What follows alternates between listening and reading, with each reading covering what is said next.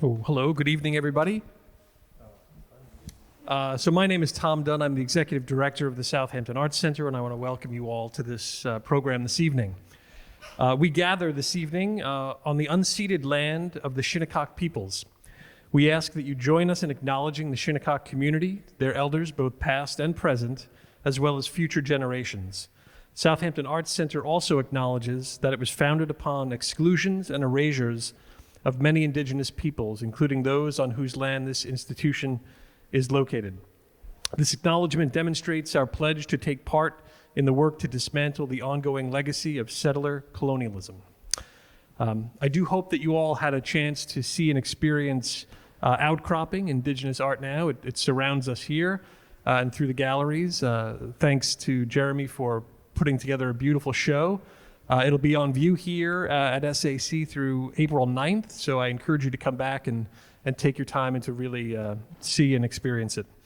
There's a couple of programming notes that I want to just mention. In the weeks ahead, we'll be doing a few additional programs. On February 19th, we'll be hosting a film night with Gnu Benton. On Friday, February 25th, there's a community gathering open house from 6 to 8 p.m. Hope you all come back for that. And then on February 26th, there'll be a Shinnecock medicinal plant workshop with Shanae Bullock at 3 p.m. So, and then we've got a whole great slew of programs set up for March and into early April as well. We're grateful also to Shane Weeks for curating the ancillary programs for this exhibition. It is now my great pleasure to introduce you to Tela Troge and Danielle Hobson-Begun. Have a great program. Thanks.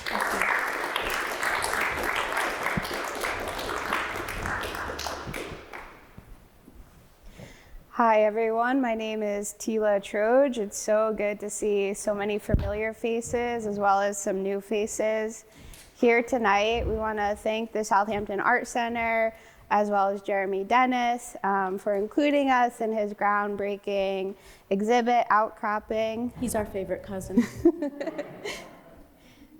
So I'm here with my colleague and my cousin, Danielle Hobson-Begun, who is a fellow Shinnecock Kelp Farmer. I am an attorney, a kelp farmer, a land defender, a water protector. It's just a couple of my job duties. But we have recently, within the past couple of years, embarked on this new journey of sugar kelp farming through our cooperative, the Shinnecock Kelp Farmers Cooperative. We are located in the ancestral territory of the Shinnecock. We're located primarily in Shinnecock Bay. And so we're going to give you an overview of what we've been doing, what we hope to do, what we hope to accomplish, why we're doing this, and just have a bit of discussion. And then we're going to open up the floor to any questions that you may have about our operations or our project or how you can get involved or encourage us, support us. And there's going to be various opportunities to get involved in our work. Yay. Do you want to start? I'll start. So I know that a lot of you are familiar with the history of the Shinnecock Nation, so I won't get too far into it, but our history here goes back at least 13,000 years to the last ice age. And we primarily sustain ourselves on the sea. So we fish and we shellfish. We are well known around the world as skilled whalers.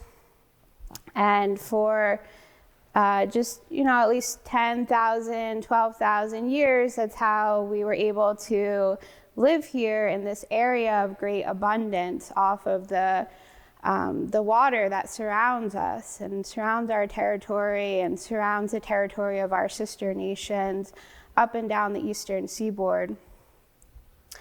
But recently, within the past 300, 400 years, we have experienced an onslaught of overdevelopment linked to colonization.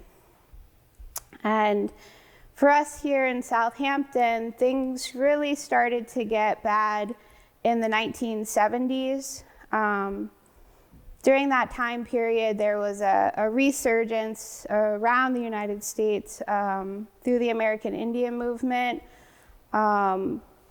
basically of different indigenous nations beginning to become empowered and stand up for what was promised to us by the United States government when they ratified the United States Constitution.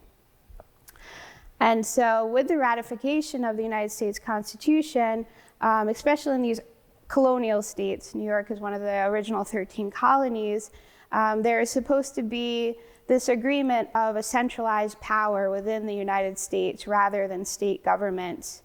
But New York was such a super colonial power that they were very reluctant to give up any type of control or authority. And in 1859, we saw this taking of our land here. We lost 4,000 acres of land in the Shinnecock Hills in 1859 when the Long Island Railroad came through. And this institution actually has a deep connection to that history. We know this today as the Southampton Art Center, but not too long ago, this was the Parish Art Museum. And the Parish Art Museum was founded by Samuel Parish, who was the attorney for the Long Island Railroad. And he had orchestrated the theft of the Shinnecock Hills from the Shinnecock Nation in 1859, and he used the proceeds, which at that time was $2,000, for the 4,000 acres to construct this facility. And ever since that, the next day, Shinnecock, we gathered what little resources we had, and we tried to get lawyers to help us. We tried to get the United States government to help us. We tried to go to Albany, but we were unsuccessful. And so when we saw this resurgence in the 1970s with the American Indian movement, we again brought our case to the United States government. And we asked for help, and that help never came.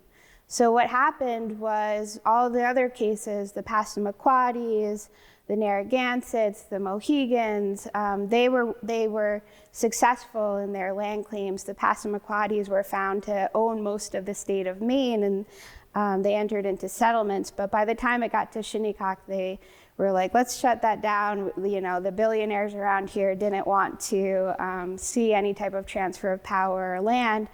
And that's when we started to see a massive amount of development in the Shinnecock Hills. Just a massive amount of development. And if we ask just a generation before us or a generation before the generation before us, they will tell you that when you're driving through the Shinnecock Hills or walking through the Shinnecock Hills, there weren't any of these buildings. There weren't the mansions. There weren't the universities or the golf courses. And so it's not really spoken about too much, but the town of Southampton never developed any type of municipal sewer system.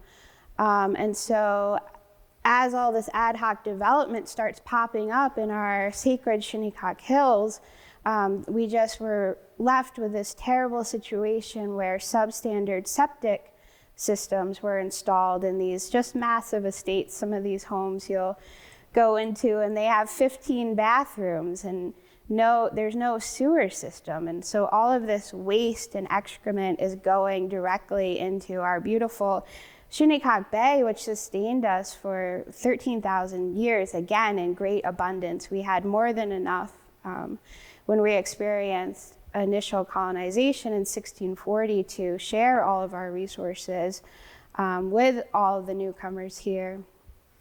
But today we see a much starker, drastic impact. And it's not only linked to climate change, which we're facing a crisis of raising seawater levels on the little bit of land that we have left. So after that theft, we were pushed onto about 800 acres of land where most of our tribal members reside today. And we just have really horrible numbers coming in from FEMA. They're estimating that by 2050, we could lose 3/4 of our territory to ever increasing hurricanes and superstorms, and it's a real threat. And so all of these things together is what compels the Shinnecock Kelp Farmers. We're a group of 6 indigenous women who, again, we consider ourselves both land defenders and water protectors. And we're on this mission to attempt to reverse some of this devastating effect of the overdevelopment that we see in the Shinnecock Hills as a result of the illegal 1859 taking. And so just as recently as July of 2021, we saw that the Biden administration declared the Shinnecock Bay a federal disaster zone because almost 90% of the marine life in that bay has died. The Shinnecock Bay is even worse off. We can no longer sustain ourselves by fishing, by shellfishing, by whaling. The whales that we used to hunt have been so devastated by commercial whaling that it's this particular species of whale, the North Atlantic right whale, only has 360 whales left in the entire world, and only a few of those are females who are capable of providing calves. And so it's really devastating that our whole entire tradition and culture and way of life has been so impacted by basically this inaction on the part of the United States government to protect us from the actions of the town of Southampton, the actions of Samuel Parish, the actions of the Long Island Railroad, the actions of all the billionaires and millionaires who now call this place home. And so what spurred us into action to start to cultivate sugar kelp was the release of the film Conscious Point, which I hope everyone here has watched. And if you haven't watched it, I hope you add it to your list of things to do when you get home. It features one of our Shinnecock Kelp farmers, Becky Janea, and her work over many decades, and very powerful advocacy to make any effort to preserve what's left of the Shinnecock Hills. If you pick up a copy of the Southampton Press this week, you will see her on the cover.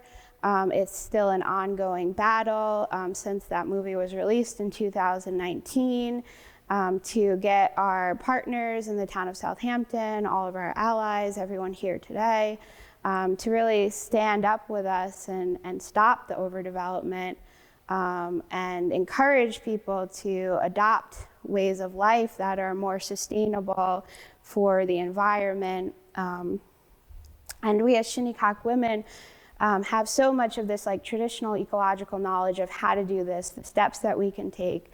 When you look at the size of the problem, it's massive in scale, but part of what we're doing is trying to get as many people involved in what we're doing as possible.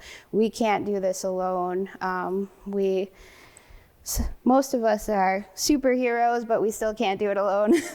We need all of your help, and so we're so excited to share our project with you tonight. So that's just a little bit of the why we're doing what we're doing. But some of our strongest partnerships have been with Green Wave. And so when Becky's movie came out in 2019, the executive director of Green Wave saw the film and he was like, wow, this film really changed my life. And I want to tell you about everything that we're doing with cultivating sugar kelp. And so we were approached and it was like, yeah, we're doing this new thing. Well, it's not new. It's, there's some maybe 100 years of experience behind it. And so we're listening and we're like, oh, well, that sounds great because that's something that Shinnecock has been doing for, at least 10,000 years. And we have a lot of experience, a lot of knowledge, a lot of our culture revolves around seaweed. And so my day job is as an attorney, and I know that through this process of working with the United States to get our federal status, we relied heavily on a group of cases called the seaweed cases.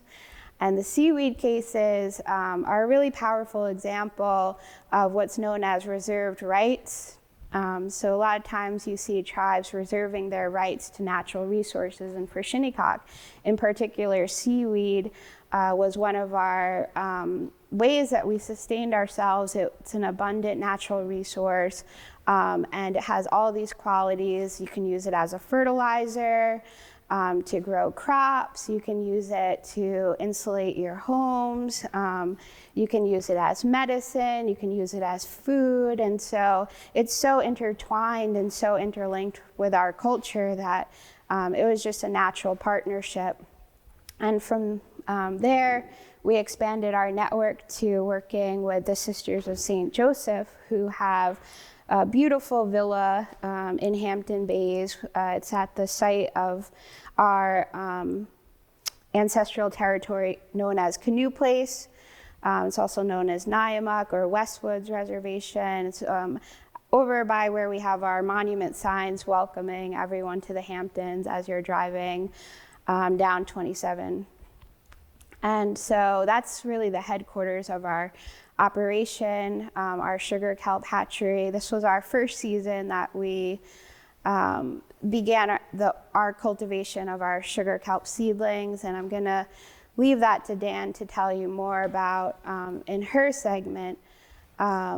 But we also have some incredible partnerships with the Nature Conservancy, with Indian Collective, with Stony Brook University, and we're always looking to partner with other organizations who are focused on combating pollution, fighting the climate crisis.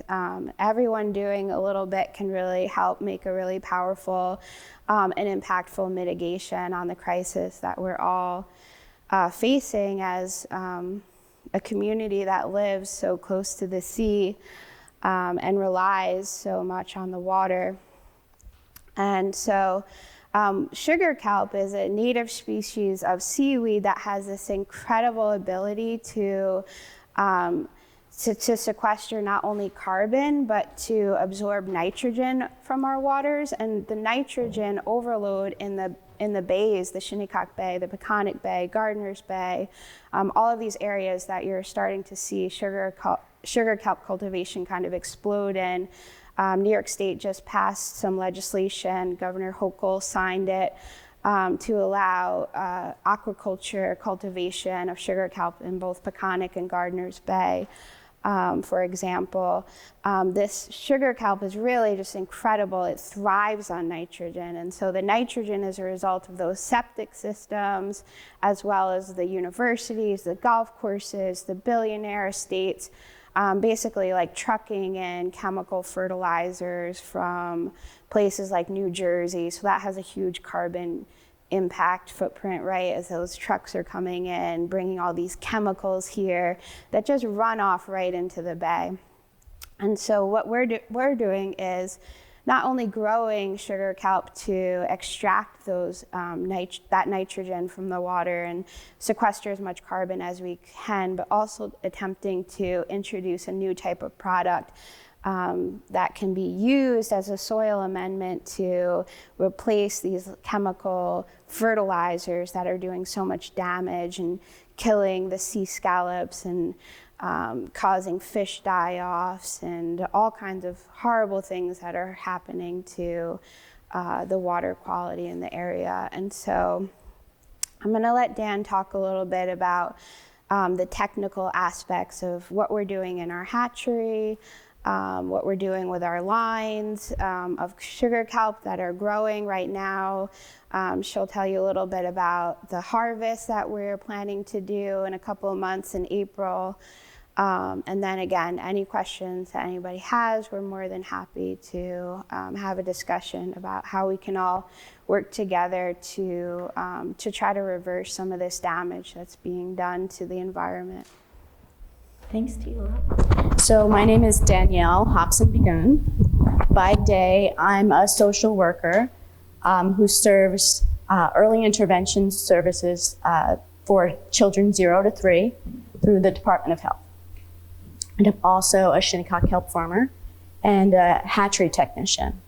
And I am not as versed as Tela is with describing the hands-on work that I do. I'm more of a hands-on person, so it's very difficult. So I made notes. Okay, so our program has a few parts. The first one is our hatchery, the growing, planting, and harvest.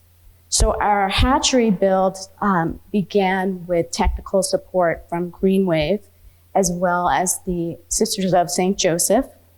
It began with, they loaned us a building, so that has electricity, running water, everything that we need. So the basics are there. So we're always very grateful for that. Otherwise, we never would have gotten off the ground at all. We do have a few pictures that I could share. So it starts with preparing spools. We decided to do 18 spools, and they're basically 15-inch PVC pipe. We all went out, we cut them up. We then hand-strung string 200 feet per 15-inch PVC pipe. Does that make sense? And I think that you could see that. You can see them here, the beginning, that says cleaning. Over there are the PVC pipes. So each one of our, the first step is constantly maintaining a sterile environment. And I'm going to keep saying that over and over again, because that's really what has set us, one thing that's really set us apart from other hatcheries in the area. Our system that we built is a unit, 2 units, which consist of 2 aquariums, aerators, and a chiller. Chiller is very important. Kelp love cold water. They don't want to be in warm water. So we constantly have to keep them at 48 degrees. So that, for us, we were worried that during hurricane season, we might lose power. So there's all of these things that can happen, and it would just ruin everything within the first few weeks. We decided to partner with Stony Brook and Green Wave to collect source material, which is like the reproductive material that we use to seed our lines.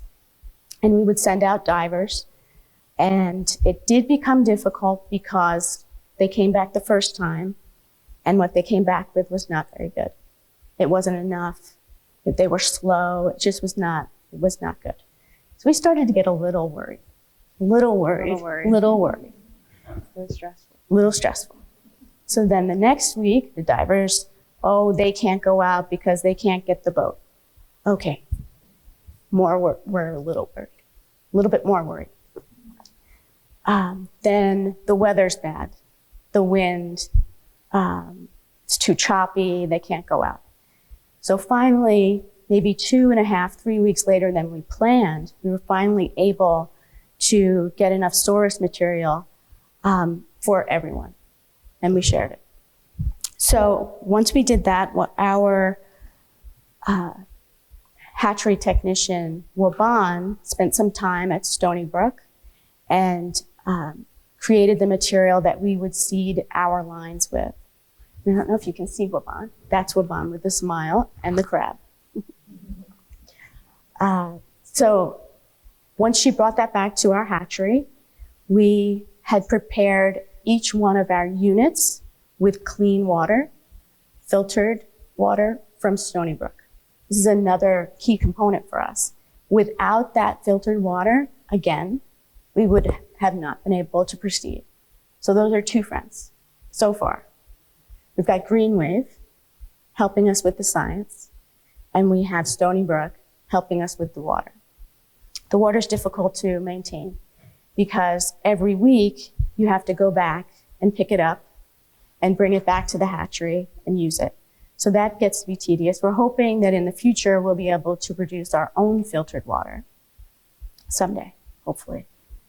So once those units are set up, we seed our lines. We did it 2 ways this time. The first was within containers. We put the spools within containers, and then we put the material in. And the other was we put 9 spools in an aquarium and then added the source material to that. In the end, there was not much difference. We thought there really would be a significant difference, but there wasn't a huge difference. The ones in the tubes did do slightly better, but not enough to really make a huge difference.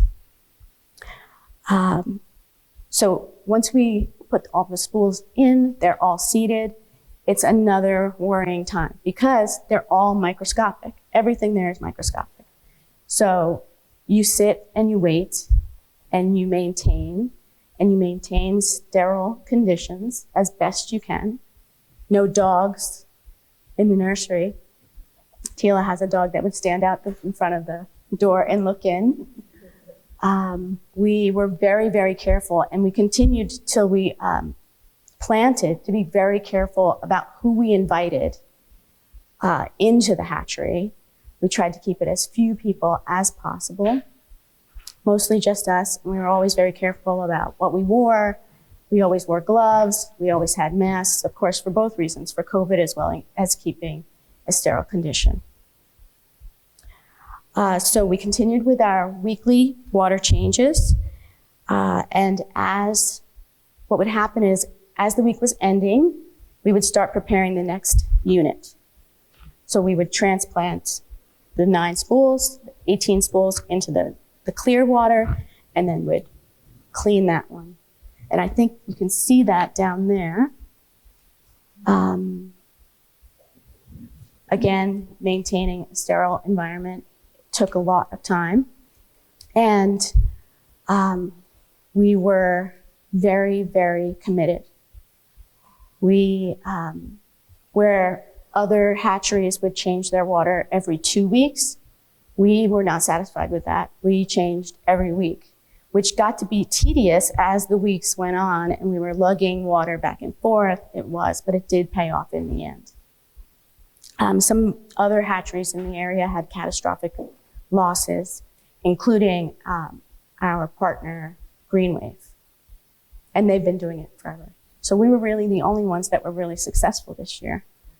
And we ended up sharing some of our spools with Greenwave as well as Stony Brook because they had so many losses. So that was really a nice thing for us to be able to share and give back. So once we were able to start to see a bit of green start to form on the strings, again, we had a huge celebration because we could finally see something happening. We fed them, we changed their water. One thing that we also did to promote their growth was we developed a small program called Kind Words.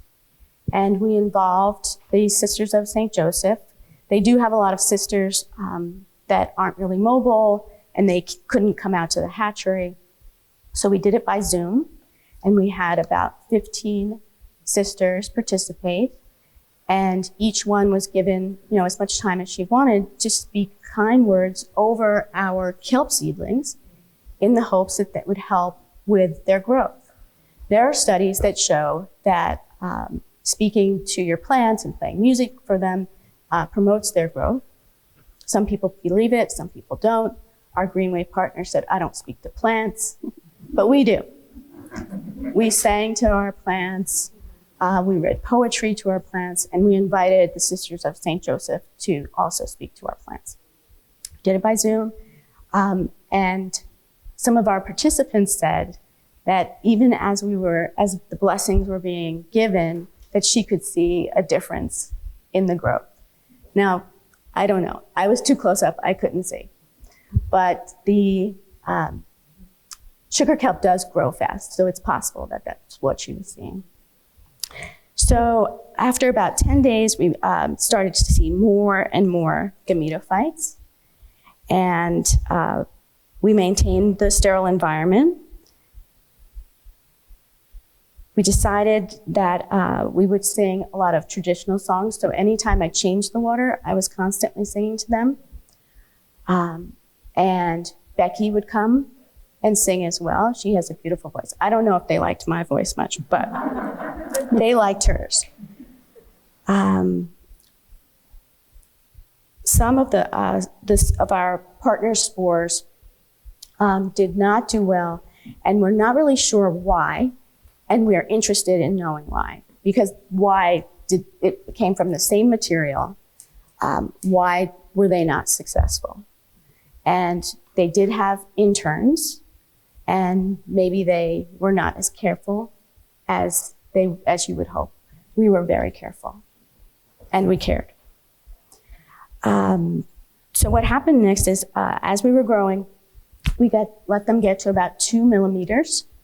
So it went from nothing to 2 millimeters, and you could actually see them waving in the water. Very, very exciting for us. They look like very furry legs, winter furry legs. Once they were about 2 millimeters long, we decided it was time to plant. And again, we have to worry about temperature. We have to worry about weather conditions, and we have to worry about availability. So we all have different jobs during the day. And, for enough people to be able to get out in the water and put it together, as well as the weather conditions. So every time we were ready to go back out, something would happen. We'd have a storm, or, some piece of equipment didn't come in. So we did bring some show and tell items. So this is an anchor. This is what we used. Now, this is what we used this time. This is not necessarily what we'll use in the future. This basically just goes down in Shinnecock Bay. And you wind it in with this tool. Now, our partner, Greenwave, had this forged for us. And it's another example of, this is really heavy. So I don't think he was thinking about women's arms, but we may do. And it was very helpful as we got into material that was very hard to drill into. And I got stronger using it.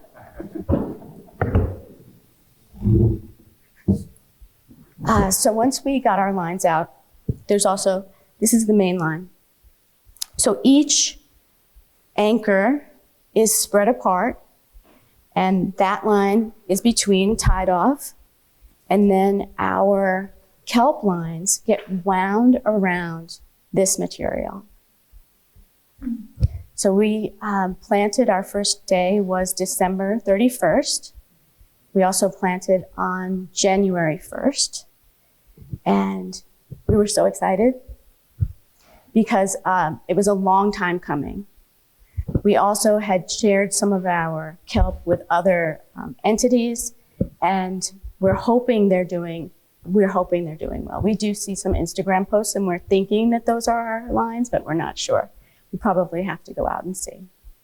So once our planting is done, we actually have 10 lines in Shinnecock Bay.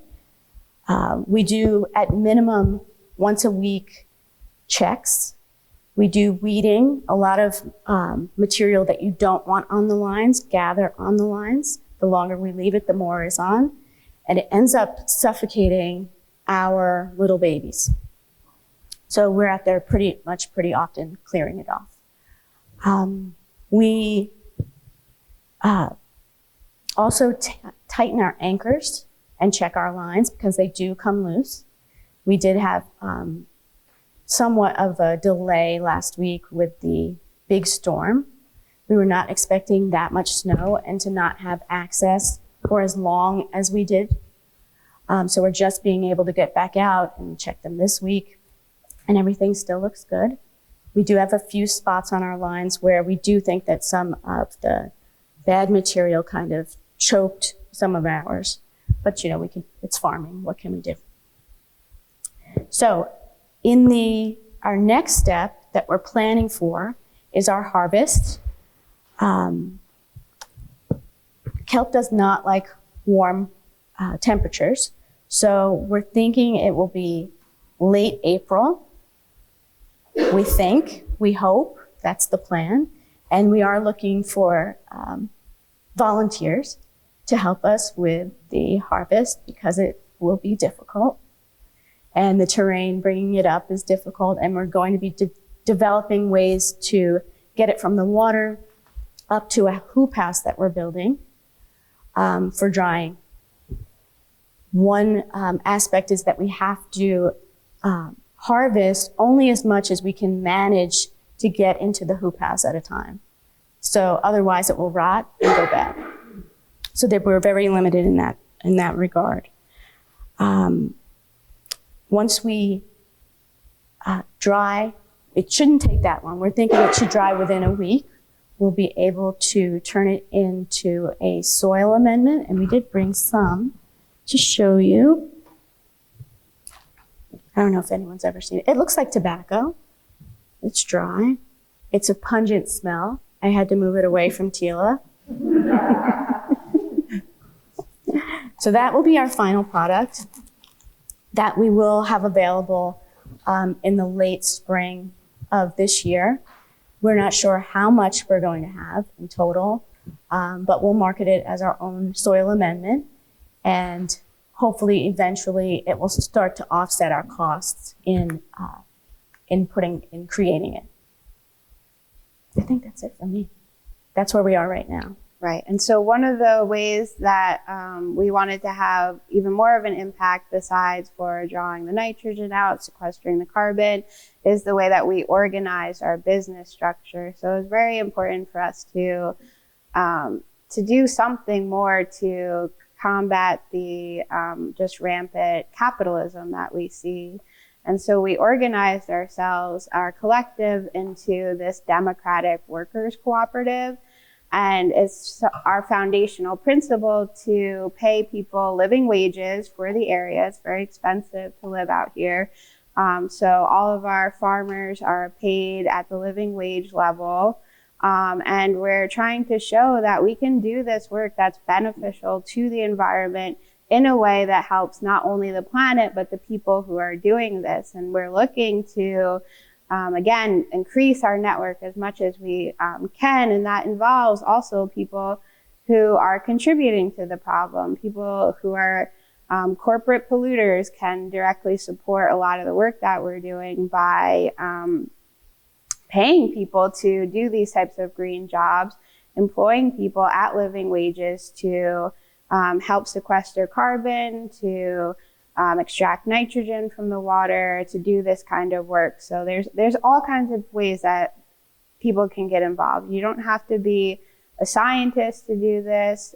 You could be someone who goes to your local farmer's market and picks up our product every week and use it in your vegetable garden. You could be a giant corporation who has outreach programs that fund this kind of stuff. And so one of the exciting things that we're going to be doing next season, based on the incredible success of our relatively small 18-spool hatchery, is expanding our operations to a much larger 200-spool hatchery.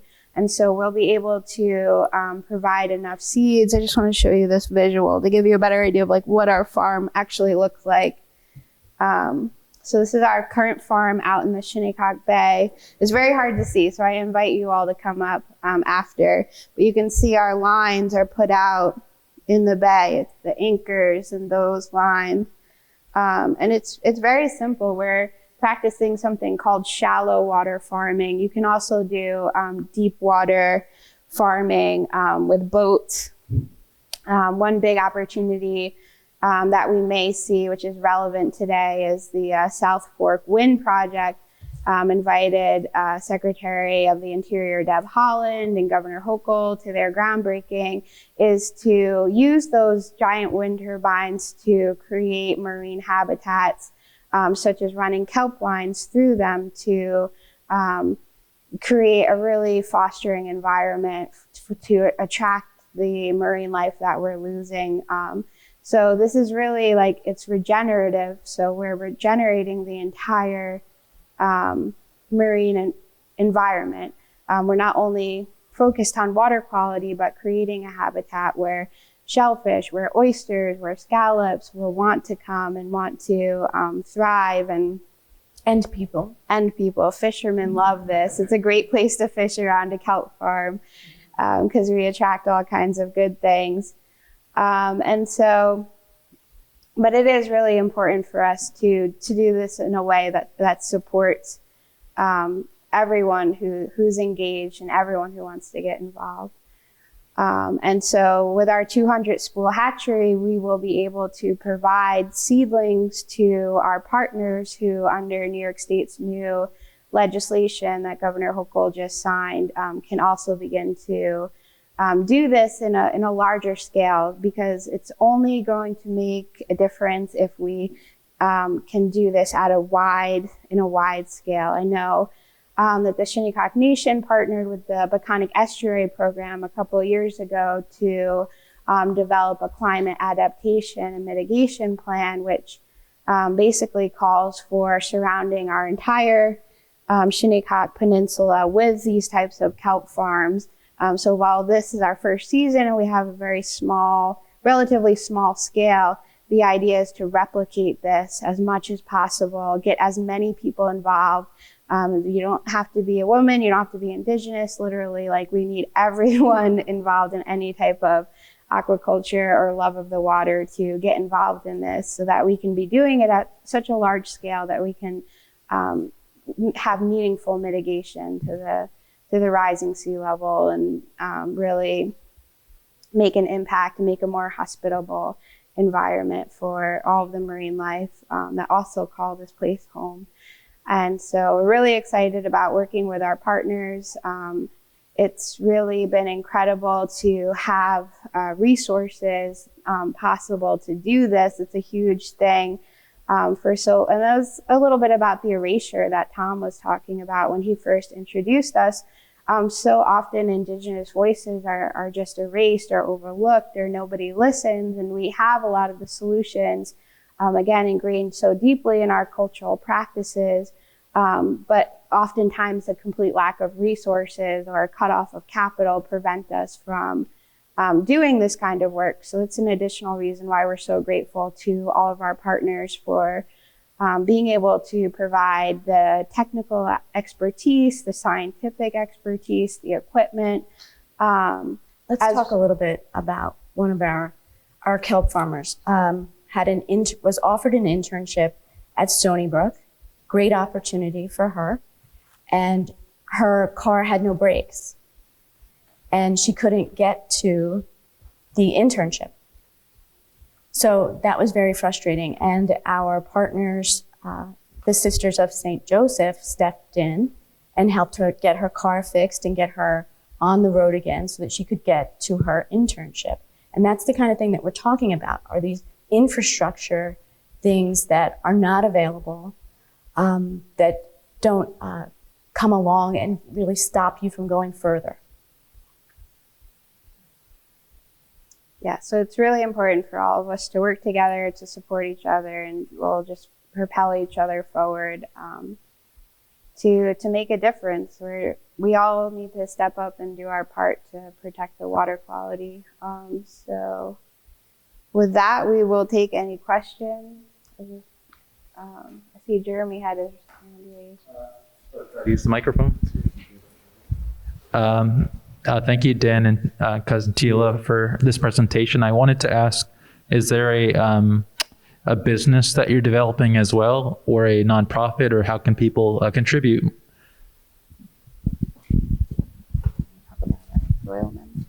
It's our main business where we're hoping to get some income is the soil amendment.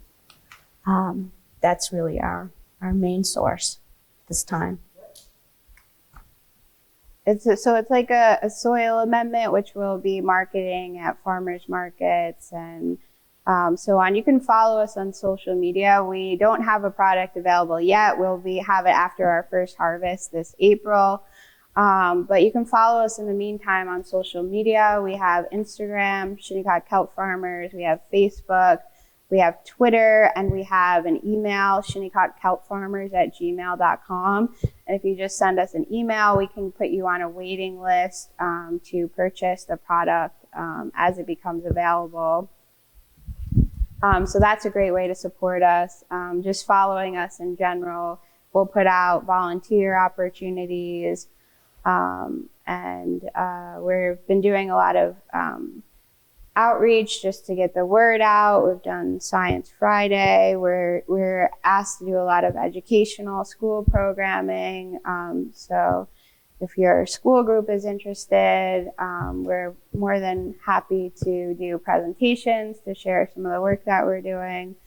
There's all kinds of ways to get involved. Again, we're definitely going to need some volunteers in late April during harvest season. It's the most physically difficult labor. I'm about to have a baby, so I don't know how much I will be able to do. I'm counting on all of you to help me out. But there's definitely many ways to get involved.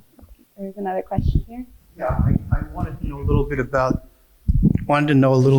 the water that you use to grow the kelp. You said you were getting it from Somos, from Stony Brook. Mm-hmm.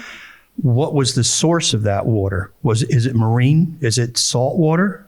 Shinnecock Bay. Okay, so they take the water from the bay and then they filter it. Filter it for what? They make sure that it has, that they kill as much bacteria as possible.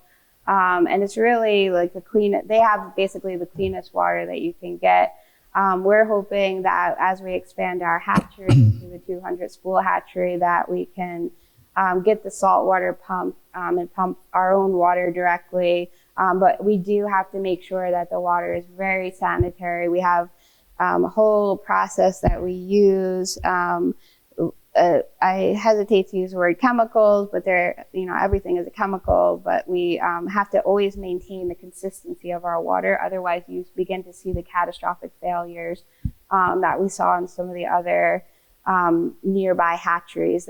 Just because the legislation was only just passed, there's not too many hatcheries that are doing this. So everyone is kind of learning together, like what makes the best water, how often should you change it to see the best results, what are the correct levels. It's just, I said you don't have to be a scientist. There's some amount of measuring that you need to do with sanitizing the tanks and measuring. There is some science. Yeah. Because you also have to solve problems as they come up.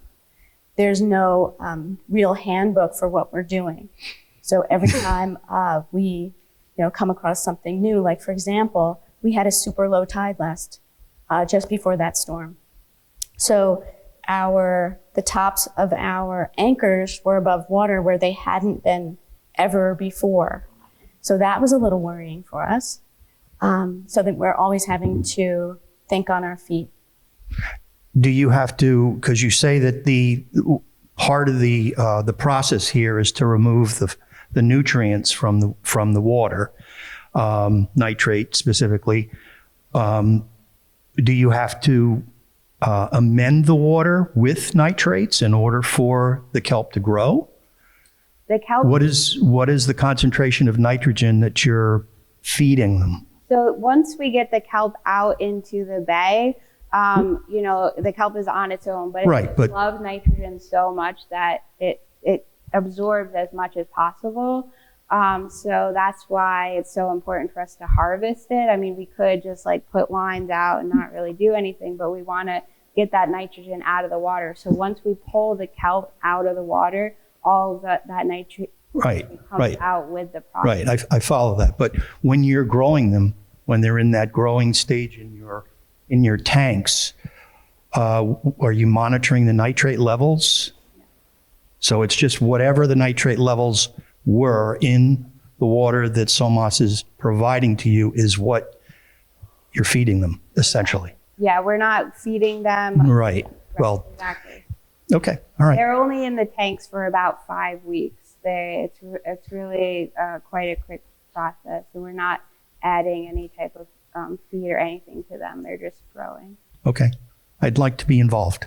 Okay. I think Kelly had a question.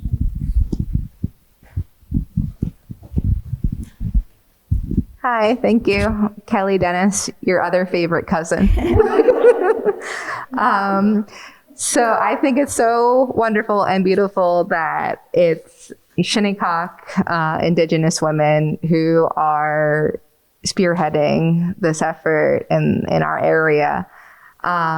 Given that, traditionally we're also, the harvesters, the women, while the men were out whale hunting, doing that really dangerous activity, we were always harvesting not just like the plants and within the land, but also the sea as well. And how like important it was, especially for the seaweed and our access to that, the seaweed and the kelp, and how the colonists saw that. And they, from talking with John Strong, it was the women that the colonists would actually ask, like, where's the most fertile land? Where can we get like the best seaweed for our fertilizer? And then unfortunately ended up taking a lot of that. But there was a whole, even before the Long Island Railroad came through, there was a whole litigation over access to seaweed and being able to harvest what's around the waters. And I think the Shinnecock had made a complaint about that as well, saying that, we have that right and access, and that's our way of being able to provide for our people, even, back in the early 1800s. And then it was the town proprietors versus the town of Southampton going at like who among them have the right. So it's such an important thing that, we're retaking this, and I just want to applaud your efforts for doing this important work. So thank you, Tabutne. Thank you. I think we had a question. First, I'm trying to visualize it growing because I've seen pictures of it growing in the ocean, big, wide pieces of kelp like that, vertical. But are you laying your spools horizontally in the ocean? It sounded... So there's the last picture there on the end. That's what it will look like at the end. But then they grow down. They grow down. Oh, I see. It's up. It's strung up. It's strung up like Yes. that. I see. Okay. And then the other question I had is, are there areas nearby where the kelp is growing naturally on its own, without being seeded, by humans, and without being sanitized, without the water being sanitized, with all the steps that you've had to do to make it grow? Are there places nearby where it's actually growing naturally too, by itself? Sugar kelp. So the main source of sugar kelp that a lot of people around here are sourcing is off of Fisher's Island. And so that's one of the interesting things that it's kind of being developed. The only way to have a sugar kelp hatchery is to source wild tissue. And so that's why we have to have the divers. And this season in particular was very hard. The divers were having a very hard time finding the source tissue. You have to find it right at exactly the right time. The water temperature in the area has been very variable this season. And you have to get the natural growing sugar kelp at exactly the right time. And so some of our partners are looking at ways to make this more sustainable so that we are not relying so heavily on naturally sourced kelp tissue. So it's an ever evolving scientific field on its own. But for now, we're very heavily reliant on finding those naturally growing sugar kelp patches. I do love what you're doing. And I want to let you know, I'm sure your singing is making a difference. When my kids were little, we did a project and we had 2 sets of plants and we visioned light around one of the batches of plants and they grew so much better than the others. So I'm certain that singing is making a big difference. But I have a question about how do you keep the water at 40 8 degrees. And that's a 5-week process? How does that happen? What do you... So the unit that I was telling you about, the 2 tanks also includes a chiller. So the water is filtered through that and chilled. Yeah. That's very important. We actually had a power outage. Luckily, it was only 1 hour long, but we got really scared because the temperature absolutely has to stay below 48 degrees or you will see a catastrophic failure in your hatchery. And when they're babies and in that tank, are they getting sunlight? Yes, they're getting sunlight, and we also used a very special LED growing light that we had imported from Europe this year, which we think made a huge difference. We were one of the first hatcheries to utilize that technology. Greenwave shared that resource with us, and also to your point about singing, we felt so bad. We didn't have a control because we didn't want to leave any of our Yes, right. I feel bad about the other ones too. And what was the food source that you said? I think you were telling him, but what was the food that you're giving them when they're big? Okay. There was a food source. I wasn't It's not the nitrates from the water, but there was a food source that we would put in. Like once a week, we put in a solution. Once a week, a solution for the kelp, for nutrition. And I'm sorry, what is it? I don't remember the chemical name. Okay. I'm sorry. Our main technician lead wasn't able to join us tonight, but I can email you the name of the solution. I was just curious. Thanks. Oh, the other big thing is if somebody wanted to contribute financially to your project now before you have something to sell, how would they go about getting money into your account? Currently, we're working with the best way is through our partners, Greenwave. We're still working on getting a direct funding source set up, but we can arrange all that through our partners at Greenwave.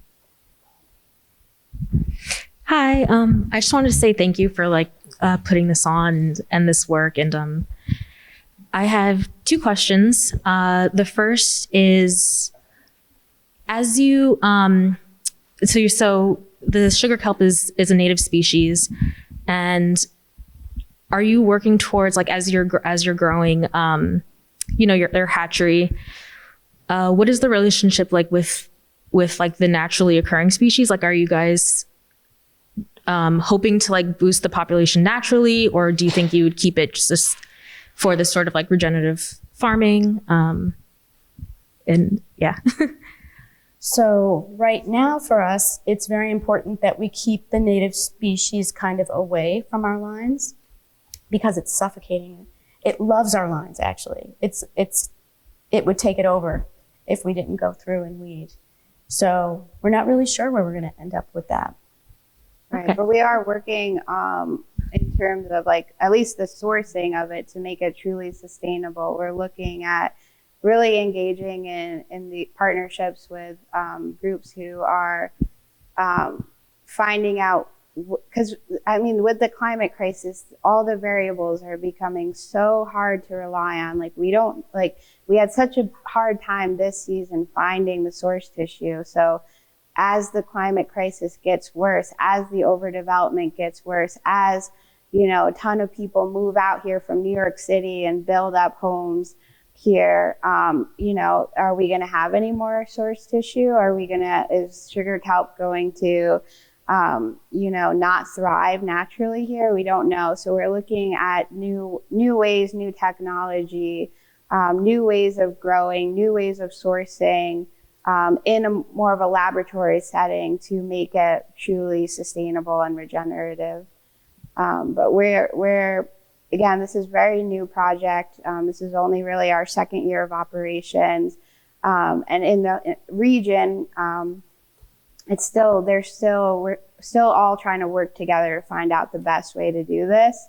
We are lucky that we have partners like Greenwave who are on the cutting edge, who are always trying new things. And so we were talking about it's stressful. It's while we're waiting for all this to happen, we don't know. And that's because some of the techniques that we're using are brand new. Our LED lights that we were using, we were among the first hatchery to use those.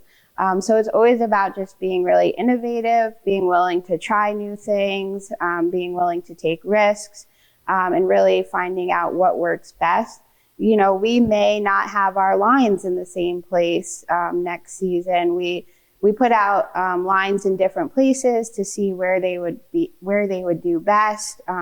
Once we do get more resources, we do want to move away from shallow farming because, as you were saying, sugar kelp can grow 10 feet, 12 feet long, but at where our lines are right now, they won't be able to do that because it's shallow waters. But as we have more access to things like boats and as we grow our business, we're hoping to really, really do true regenerative ocean farming out in deep water and do it in a way that's sustainable and again can create the very large networks of sugar kelp that we're going to need to extract as much nutrients as possible from the water.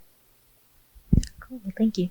And my second question was about what the harvest might look like for someone who wants to volunteer, but also as you know, you guys have mentioned this has been your tradition for so long, and like how that might, you know, like be involved in the harvesting and like how you expect, like not expect, but how you wish volunteers to like play a role in that.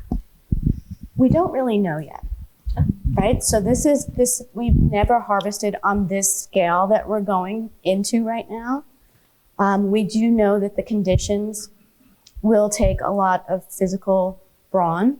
We're at there's a steep kind of area where we have to bring the kelp up from.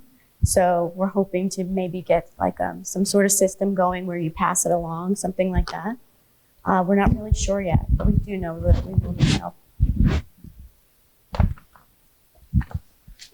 Another question.